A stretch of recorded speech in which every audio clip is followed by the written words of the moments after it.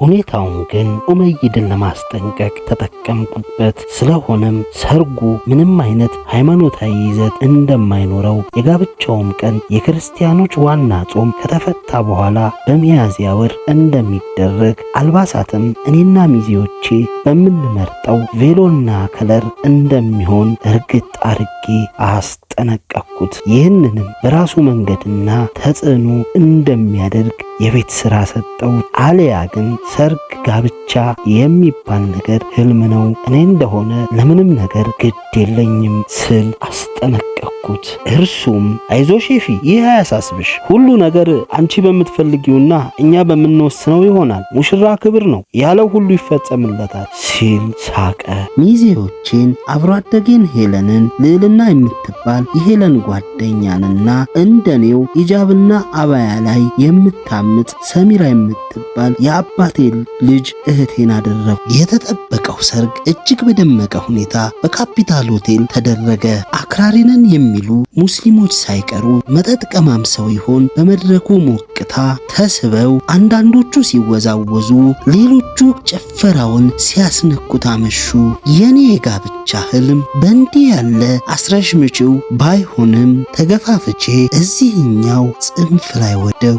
የሚዜው ጭፈራ ላይ እህቴ ሰሚራ የሚችላት አልተገኘም። ብዙ የአባቴ ወገኖች የጎሪጥ እስኪያዩት ድረስ የውዝዋዜው መሪ ሆነች። ይህን ሁሉ የጭፈራ አይነት ከየት አገኘችው ብለው እስኪደነቁ ድረስ ድብቅ ልምዷ ይፋ ሆነ።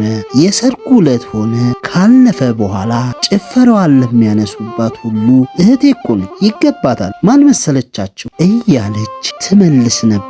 በሰርጉ በታደሙ ብዙዎች ባሏ ፈረንጅ ነው፣ አፍያን ለመሰለች ቆንጆ የሚመጥን ሰርግ ነው፣ ከተጋቡ በኋላ ውጭ ሀገር ነው የሚኖሩት የሚል ግምት ወለድ አስተያየት ይሰጡ ነበር። አባቴ የሙዚቃው ብዛት እንደረበሸው የሚያስመስል ፊት አልፎ አልፎ ቢታይበትም የክት ልብሱን ለብሶ በድል አድራጊነት ይንጎራደዳል። እናቴ የሀበሻ ቀሚሷን አድርጋ እየተፍለቀለቀች ትታያለች። እታባ ከባሏ ጋር ከፊት ለፊት ተቀምጣ በየደቂቃው የተለያዩ የደስታ ምልክት ታሳየኛለች። ፈይሰል ራሱን በመስተንግዶ ጠምዷል።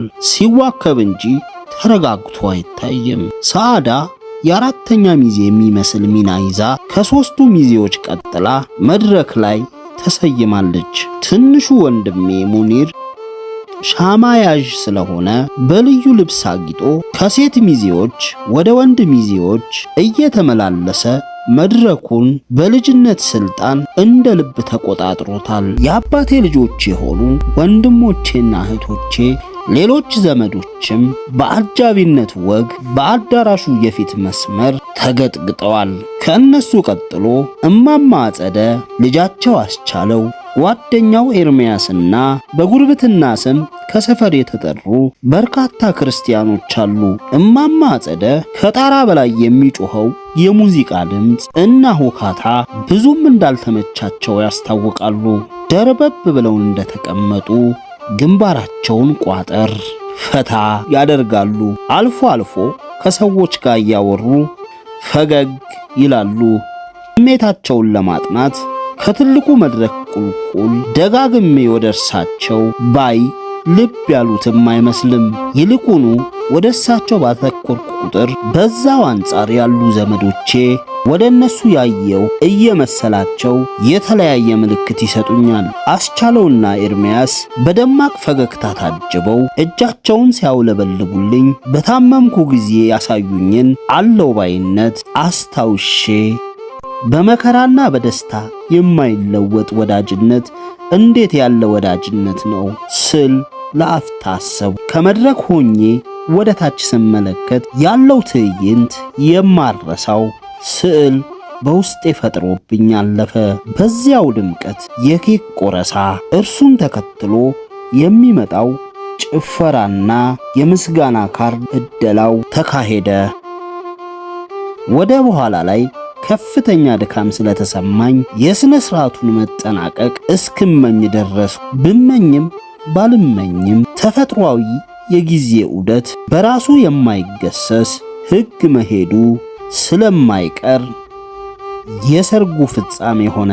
አስቀድሞ በተያዘው ፕሮግራም መሰረት በሰርጉ ሳምንት የጫጉላ ሽርሽር ስለምንሄድ መልስና ቅልቅል በዚያው ሳምንት ውስጥ ተካሄደ።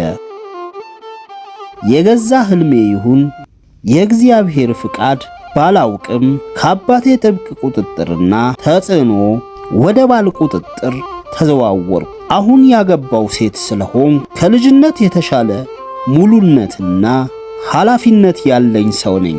ሌላኛው የህይወት ምዕራፍ ምን እንደሚመስል የት እንደሚያደርሰኝና ምን አይነት አዲስ ተግዳሮቶች እንደሚኖሩት ወደፊት የሚታይ ይሆናል።